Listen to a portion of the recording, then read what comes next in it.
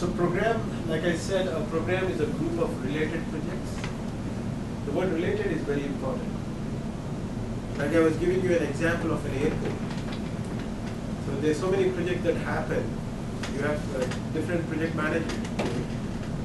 And the goal of these projects is to come out with an airport. The goal is same. These are all related projects. So a program is a group of related projects managed in a coordinated way to obtain benefits and control not available from managing them individually. And portfolio is a collection of projects and programs that are not related, but they are grouped together to facilitate effective management of that work to meet strategic business objectives.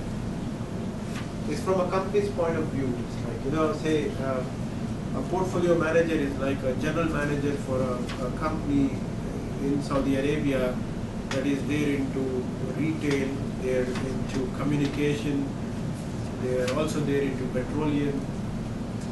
So a portfolio manager is a person who's overseeing the projects and programs happening in these different industries from a strategic point of view. So it goes like this: you have a project coordinator, then you, on top of that you have a profile called project manager, then you have the program manager, then you are the portfolio manager. Portfolio manager is like the general manager or a vice president or a CEO of a company.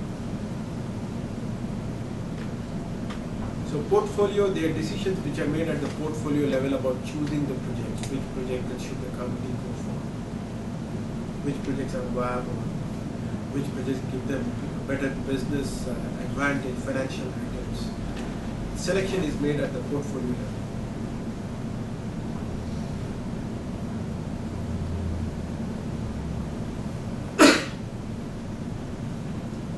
Sub-projects, like, projects are divided into more manageable components for better management of complex projects. It might be being done phase-wise. Sub-projects will also be outsourced. PMO, the project management office, wherever there are projects happening, like, these companies, they have an organizational unit called as PMO. PMO is one of the departments within your company. It's an organizational unit to centralize and coordinate the management of project under its domain. PMO can coordinate project management support functions in the form of giving the required training, providing standardized policies and procedures for achieving the project objectives. What would be the role of PMO? Varies from company to company and industry to industry. To what extent would they be involved in your project? Because the maturity of a PMO is very important today. Are the project people-centric, or they are organizational-centric? Centralized system of review. Very true. So if the project management, when you talk about the maturity of the PMO, then these organizations, they do not depend upon the expertise of an individual. Project is not dependent on the project manager. Project manager could be swapped at any point of time, because everything is documented and communicated there, and there's procedures, standards that need to be followed as instructed by the PMO. The responsibilities of PMO includes, like, they manage the interdependencies between projects, they help provide resources. PMO can terminate the project if they feel it's no more viable, or they feel like the objectives would not be met. So you're developing a software and you've done 40% of your project, and by that time your competitor had come out with their own product in the marketplace. And when you look at that product, that's any time better than what you are developing. So what do you do then? You kill the project. Your PMO sponsor will ask you to kill the project. Don't ever make project personal. Right? If you make the project personal, then you are downplaying on the risk. It's something like a doctor-patient relationship. I don't mean to say that the doctor will kill the patient. When he has to operate, he has to operate on the patient. But if he takes someone personal, then it might be very difficult for him to perform the surgery if he's doing that on his son or daughter. You should never make the project personal. When your PMO says, or when your sponsor says, kill it, you kill it. Because that's no more math. The people who are very emotional, they say, oh, I put so much of effort into this. How can I do it?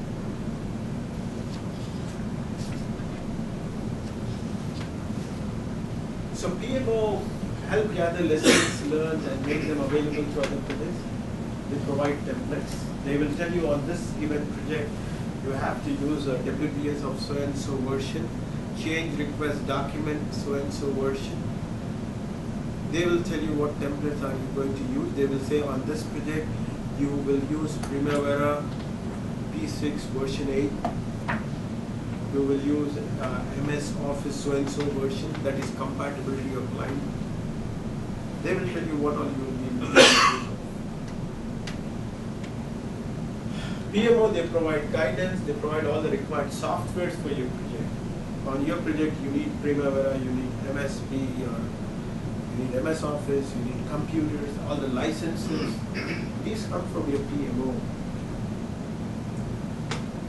And you're more heavily involved during project initiation, then later in the project, with the PMO. You are interacting more with the PMO when the project is in initiation because you want resources, you want licenses, and all those templates and all. And once you would have got them within the initiation phase of the project, and once you step into planning, your interaction with the PMO keeps coming down. Your interaction with the PMO now will be to an extent that could be once in 15 days. You're documenting and communicating the project information, and this information you also communicate to the PMO.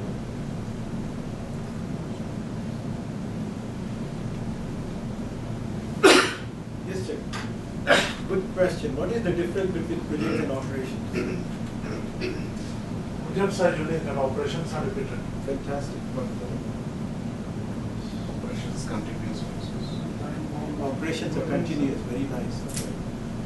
What more? Operations? Projects are time bound. Yes. Very nice. They have a definite start and a time bound. Projects are temporary and operations are consistent. Yes. So as rightly said, if you look at projects, projects are temporary and unique. Objective of project is to attain the project goal and close the project. Operations, these are ongoing and repetitive. Objective is to sustain the business, its continuity.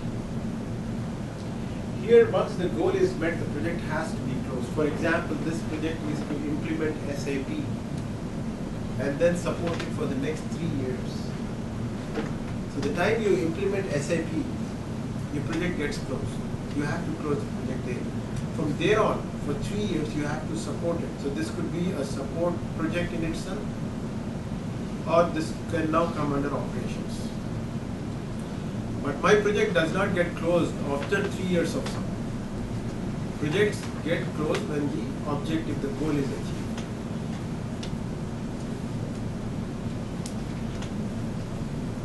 It's like you have to make,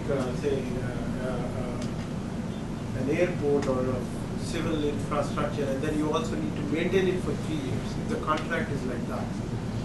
So it does not mean that the project will get closed after that maintenance period. The time when you deliver the project, there it gets closed, and thereon it's a support project or operations. Project manager is the person assigned by the performing organization to achieve the project objectives. You would have to tell me when we have to break for the salat. Probably, should we be breaking, say, at 12:30? And then do the salah and have the lunch, and then you would have almost 1 hour to 1 hour, 15 minutes break for the Sana and the lunch. 12:30 to 1:30, 1:45. Let's keep it at 1:30 so that I think the 1:45 is. So project manager is the person who's been assigned by the performing organization to achieve the project objectives. What do you think are the skills required to be the best project manager? Communication. Negotiation Fantastic. Negotiation is Very good. conflict resolving. Conflict resolving. Very good. Knowledge also. Control. Knowledge, control, Knowledge, communication skill, decision, ability to take decisions right time. Maintain relationships. Relationship with the management and with the manpower project. Temperament to bear Pressure. wrong. I would rather say that you should have a quality to withstand tensions and Okay. positive attitude. Patience you make.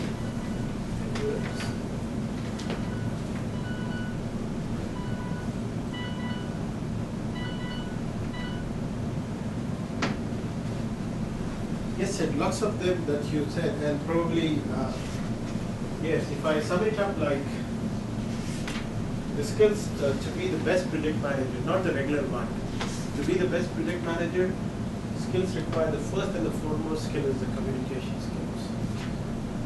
The other skills are like organizational and planning skills, budgeting skills, conflict management skills, negotiation skills, leadership skills, team building and motivation skills. Surprisingly, it's not written that a person should have domain or industry knowledge. But it is said like, bad habits die hard, especially in that part of the world where we stay, India, Pakistan, Bangladesh, where that's where people, for them is like, there's something running in the blood. They only regard people who are technical. They cannot accept a project manager who is less technical than them. A software developer always thinks, why the project manager gets so much salary? He does not even know coding. I do the coding. Like a mason would think, why is the civil engineer getting such a big salary? He does not even know how to make a wall. But here I have a question, that at a level of a program manager or a portfolio manager, it's okay. And the product knowledge, even if technical knowledge, even if we don't have, there are people working down line to fulfill that responsibility. But on project management, project manager level, Right. I think the knowledge is important. Yes. Okay. I'm talking about project management.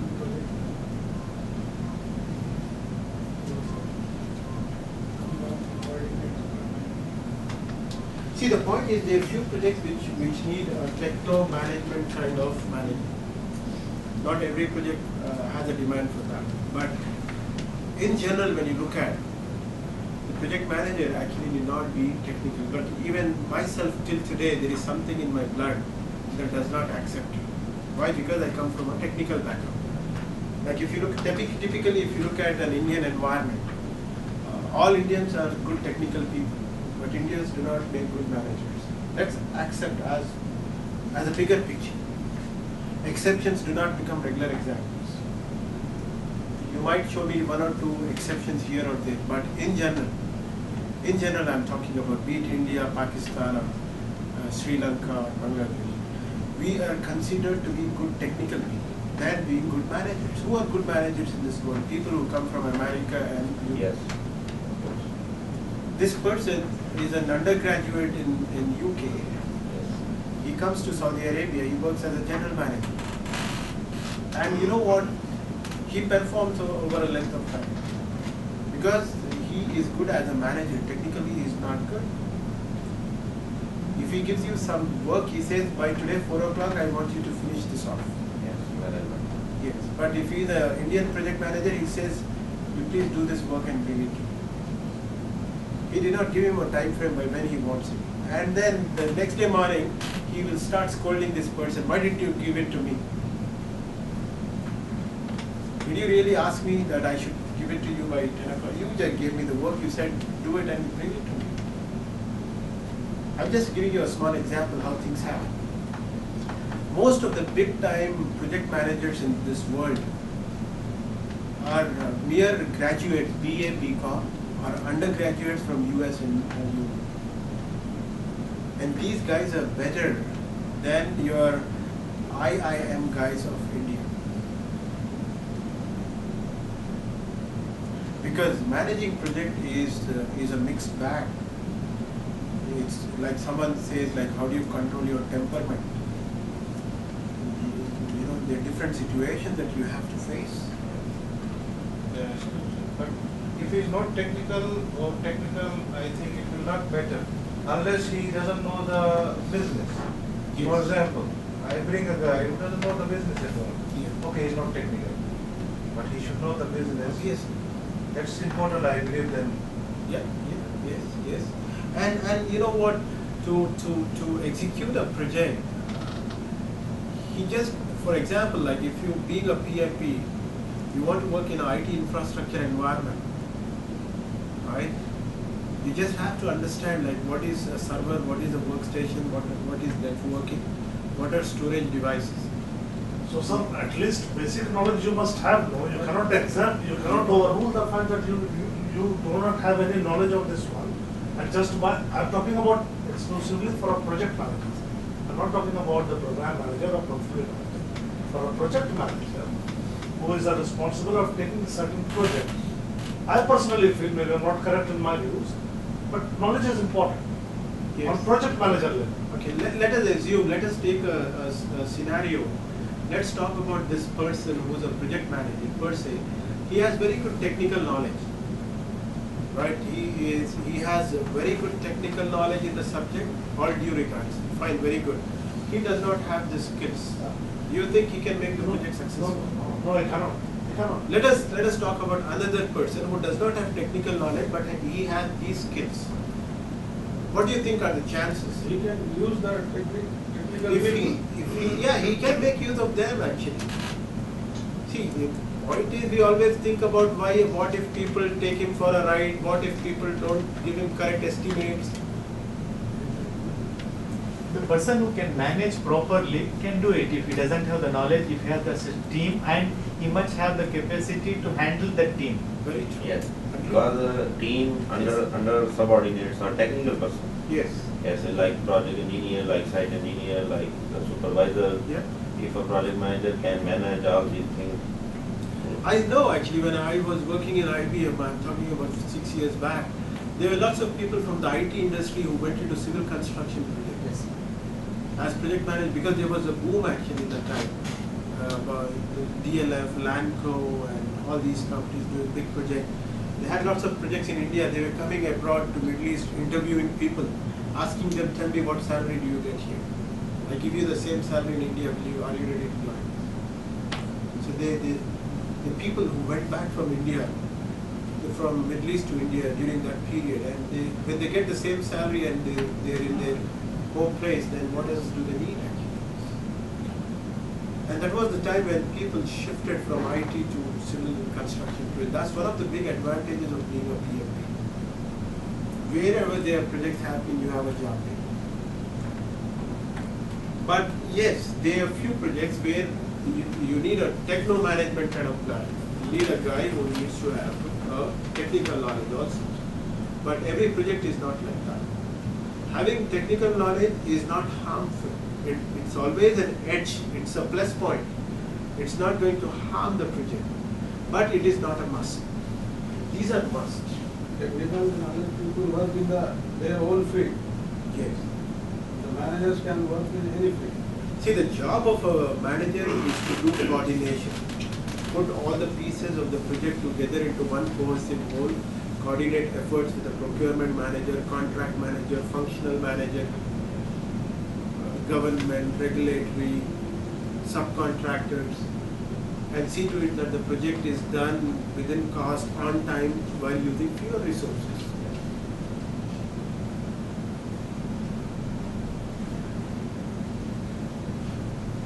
If you closely look at these four, again depend on the first one,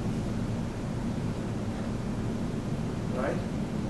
If you closely look at, only when one has good communication knowledge, you will be able to resolve conflicts.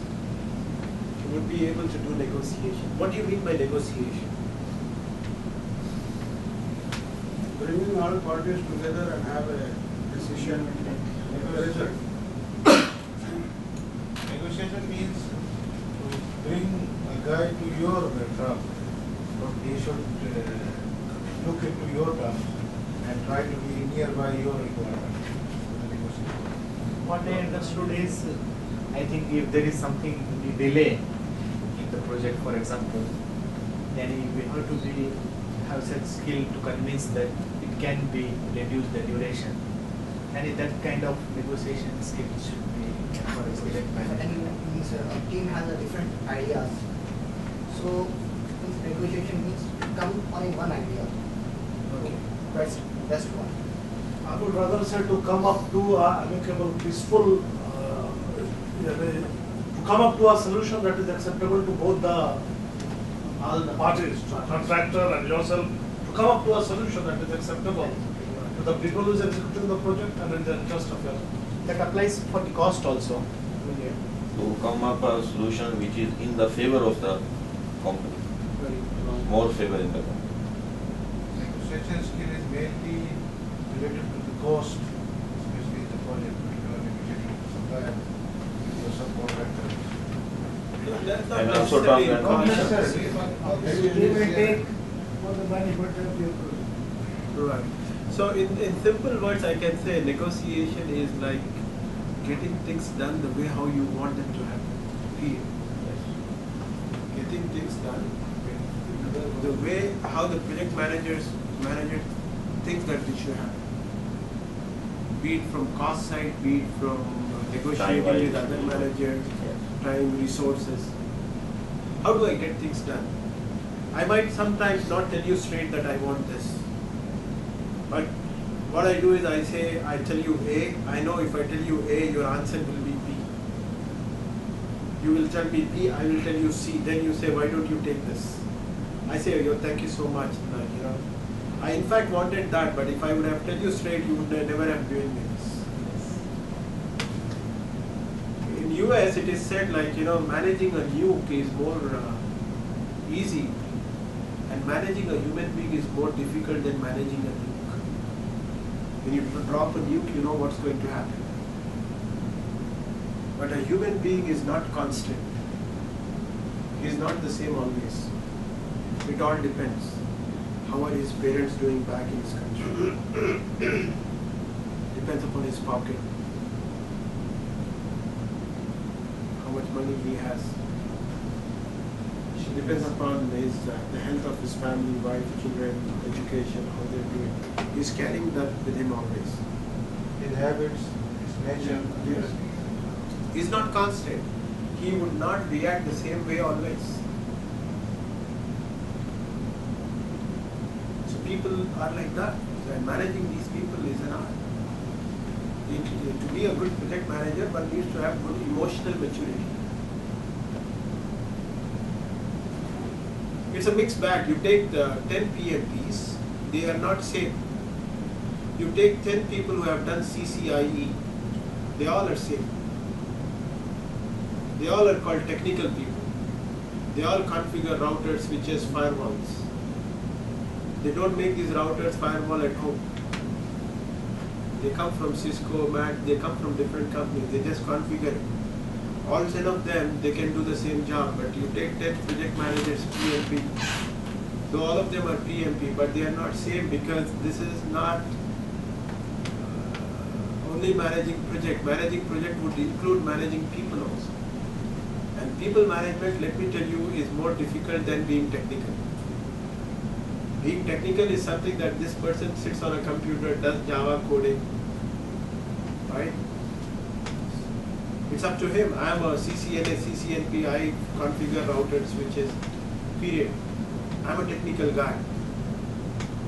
But people management is not like playing with a dumb box. Yes.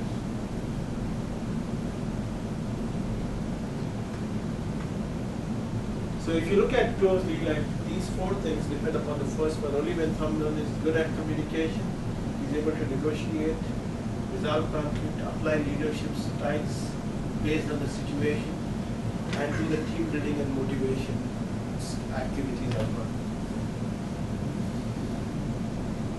So if you look at a project manager's working environment, he has to coordinate efforts with the government, suppliers, subcontractors, external users, people on top of him, people working under him. To live in a challenging environment like this, he needs to have all these skills onto him.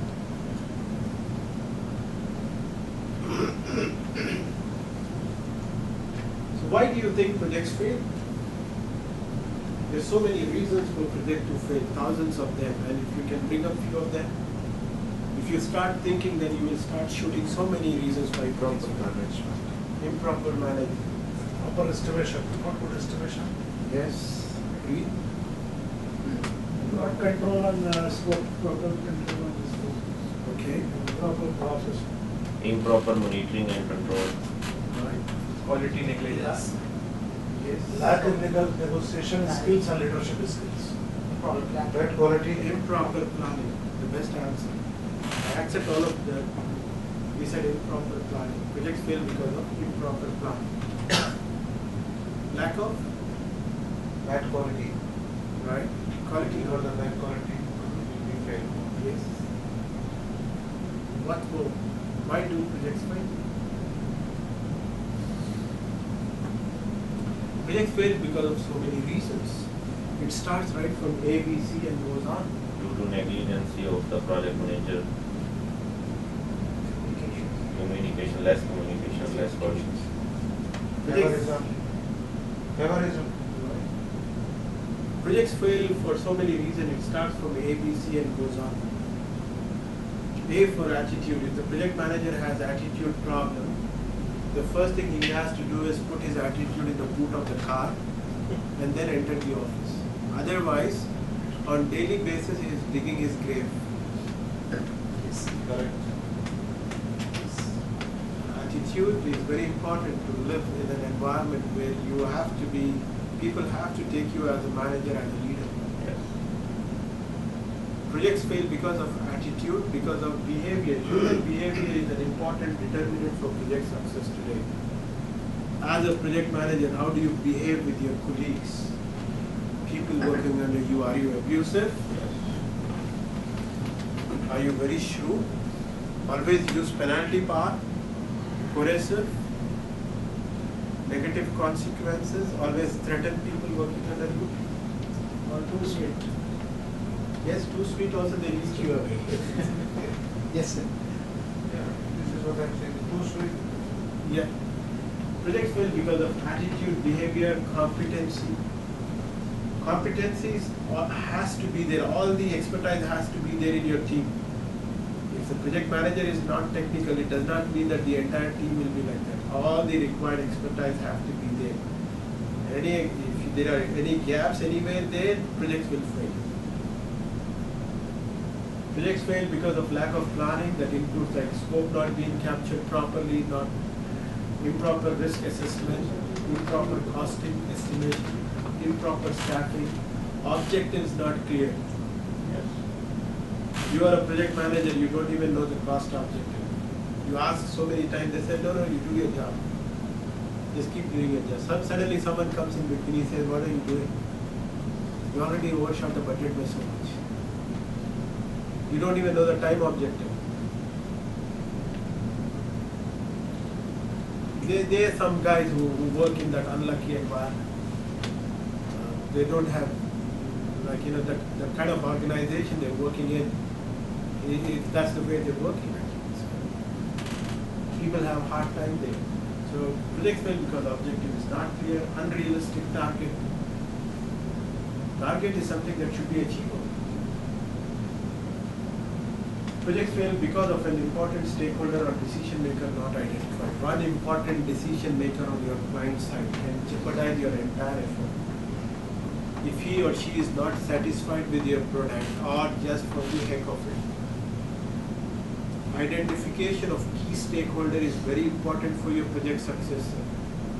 Key key stakeholders are those people who are going to give you approval finally. Yes. You should have identified them well in the initiation process through. Who is from client? Yeah, who are the key decision makers. You have to keep them happy and informed throughout the project. You should not meet them like strangers. Because these are the guys who are going to give you a final approval. And projects fail because just of ego problem also. Yes. Ego in definition. Especially the ERP implementation projects and all IT guys, when they listen to that, they jump from the seat. They said, yes, my project failed because of that. There's so many functional managers, procurement manager, HR manager, so many managers there, you know. Yes, yes. And these guys, they have ego and stuff like that. And if I missed on any one of the manager, I went 2-3 times to collect requirement. This guy was in US. Later on he came back. I never went and met him. I took in inputs, requirements from others, collected requirement. Accordingly, I keep doing the job. But this person, though he will not be using my product on his level, Yes. but he has that power, To authority to jeopardize my effort. Finally, he'll say, no, what the shit this is? I don't want this. Yes. I want something else. So one important stakeholder can jeopardize your entire effort. Yes. But the scope should be there at least. How come? Scope is there. You define the scope after you collect the requirements. Once you are taking a project, the scope is there. What you have to do? Like we see people tell. If Yes. you are not doing that, and somebody jeopardize, if you are doing that, and somebody jeopardize that thing is not When you look good. at the steps in the PMBOK guide, you define the scope only after you collect the requirement. So the gap is coming. If you look at the sequence, the first process will be develop charter. Second process will be identify stakeholder. Third process will be collect requirement. Fourth process is define scope. So first I should have identified the stakeholders, internal, external key stakeholders. Then I should have collected requirements from all the stakeholders. And then I define the scope, not before that. So there was a gap. If any gap in identifying the stakeholders and collecting requirement, you will find yourself in rough water at the end of the project. Immediately you don't see the impact of that. Right, sir? So I think we'll take a break here. Yes. We'll go for the salah and then have lunch. It's like 12:35 now. 1:45 we did before the break. Why projects fail. And what we need to understand is the success of a project depends upon how well we plan. Right, so the success depends upon how well we plan a project. And a failure of a project could be avoided by doing proper monitoring and control. You might have done the best planning in the world, all due regards. But things do not happen on dot. Yes. Things do not happen exactly like the way you plan. Yes. And the project manager is not a god, he is not a James Bond, and he is not even a Rajnikant. He is a person who actually is a proactive kind of person, makes decision in time, and he has to juggle around with the activities and see how best he could make use of the resources, existing resources. Organizational structure. See, what we need to understand is projects do not operate in vacuum. Projects get impacted by and have impact on the culture, the management policies and procedures of the organization they are part of. The best project manager looks for these influences and manage them for the benefit of the project and organization. So it all depends like what kind of culture does your organization have. If it's a multicultural environment, doing a project here is different and doing a project in India or Pakistan is different. You have people from the same country. So projects get impacted by the culture, the management policies and also. And PMBOK explains 3 types of organizations. You have functional, metrics and the projectized. It's not about what is good or what is bad. There are projects that happen in 3 different types of organization. We need to understand the way how these organizations work. And then we also, based on the type of organization you're working in, you have X amount of authority as a project manager. If I'm working in an organization where the project manager has no authority, and if I try to exercise my power, I'll lose my job. And I'm working in an organization where project manager has ultimate powers, like he is like a CEO of the company, and I don't make use of my power, then again that's not something correct I'm doing. So I need to understand my authority and make best use of it. Now the three types of organizations, like you have organizations that are called as functional, you have metrics, within metrics you have the weak metrics, the balance and the strong metrics, and then you have the projectized type of organizations. Now when it comes to the functional type of organization, these organizations are grouped by areas of specialization. You have different departments within the organization, and projects happen within a department. Like say there is a design department, and then you have a manufacturing department, there is a marketing department,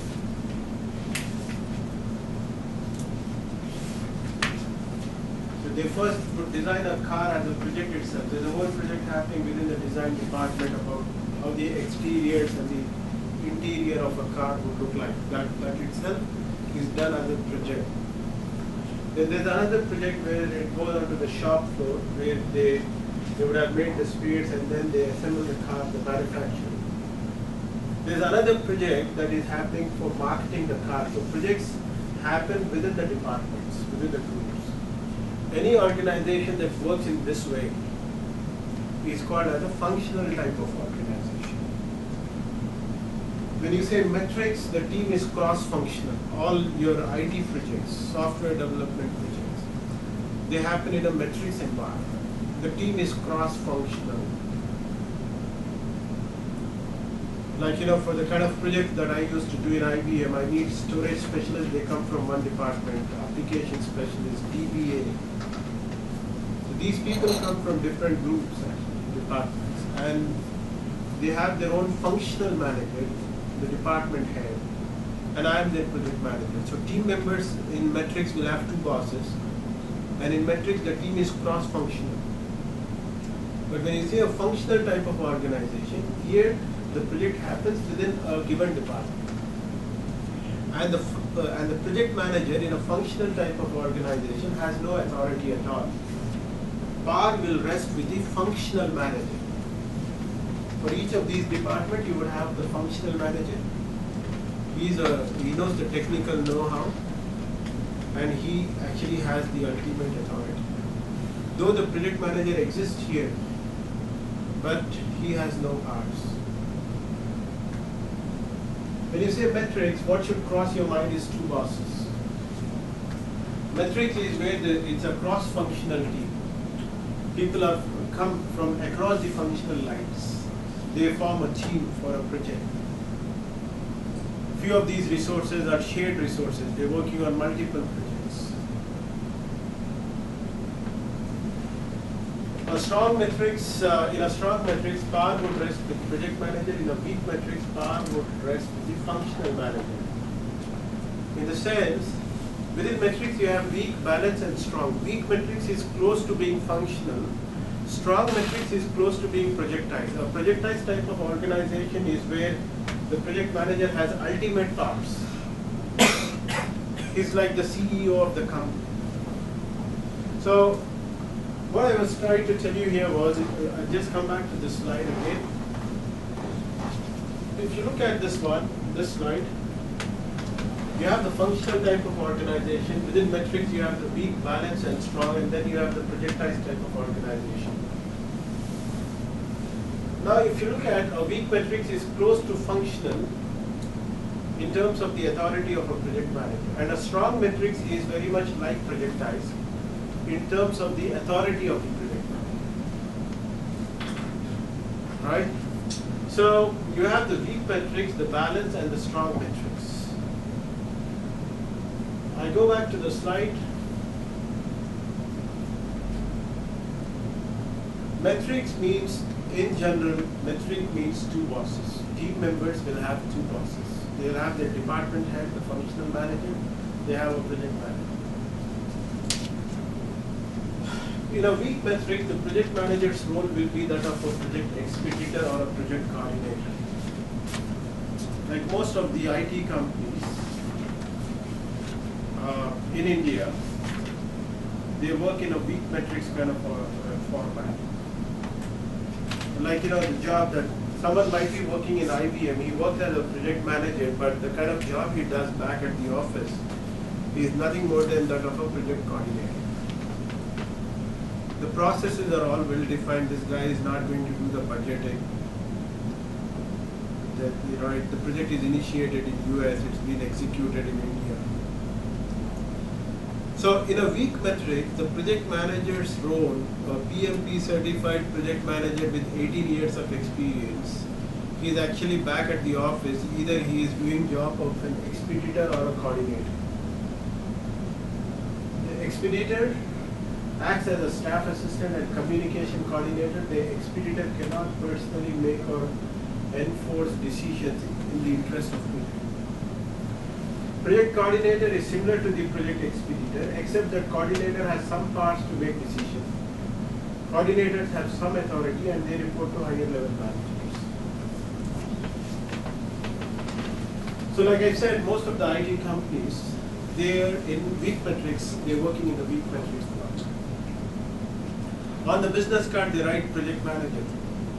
So whenever this person meets someone, he says, I'm a project manager working with Accenture, CSC, IBM, but the kind of responsibilities he is executing, he holds back at the office is of a coordinator. That's how, in a weak metrics, the project manager, PMP certified could be, is working as an expeditor or a coordinator. But his appointment letter, his business card will carry designation of a project manager. Projectized type of organizations are those organizations that live by projects. They are companies that live by projects. Most of the civil construction projects, these companies are projectized. Like say, you have a company in India called GMR, they'll have their office, the back office. They bid for the contracts, and say they get a contract to make an airport. After they get the contract, then they start looking out for efficient project managers. That means when they got the contract, the project manager is not on the roll at that point of time. And even the project management team is not on the roll. Once they get the contract, then they look out for an efficient project manager. And a project management team, this team will do the planning, they execute the project, monitor and control, and by the time the project is closed, the team is disbanding. And finally, the project manager will close the project and he has to go back to his home. There is no department where he will go back and report. People know that this is a 6 months project. Project manager, he knows that I am on a 1.5 year project. So within 1.5 years, he has to, there is a drop dead date. By that date, he has to deliver the project and then quits. It's not like he'll go back to the company. There is no department where he will go back and report. Projectized type of organization is where the project manager would at least get 2 times the salary of a metrics organization. These are the highest paid guys in the industry. Because people will not be ready to work on a 1 year, 2 year project because you don't have job security. But the point is, you work for 1 year, you made salary of 3 years. Whatever you would have got for 4 years working with Saudi Bin Laden, you get it here in 1.5 years. And the next 3 months, even if you don't have a job, you can chill around with your children and your family. And like I said, they look out for a efficient, that word I was using, stressing on that. Because here the project manager has to be a performer. In a projectized type of organization, You can't have jokers working as project managers. You know, weak metrics, yes. Jokers can also be good performers. And the project manager has a full authority here. Full authority, everything is on his shoulder. So he has to know his job properly. Right? And before this project is over, he would have been getting offers from other companies. So the project manager would say, see, this job, my job would get over in September, 2 months, I want to chill out. So this company says, don't worry, like, you know, just join us, go on leave for 2 months, we'll pay you the salary also. He's that kind of guy.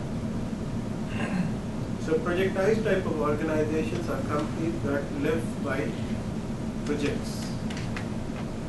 Now once this project is over, everyone, by the time it got closed, everyone quit, and finally the project manager will go off. Again, after 6 months, there's another project going to start. Once that project starts, then the company is looking out for this guy who's a performer. They keep calling him, will you come back and join as a project manager? There's another project starting now.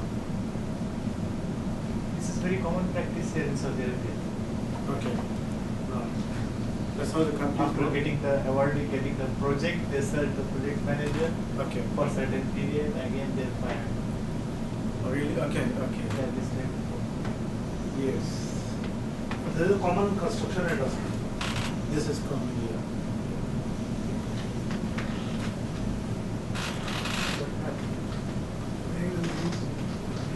Now,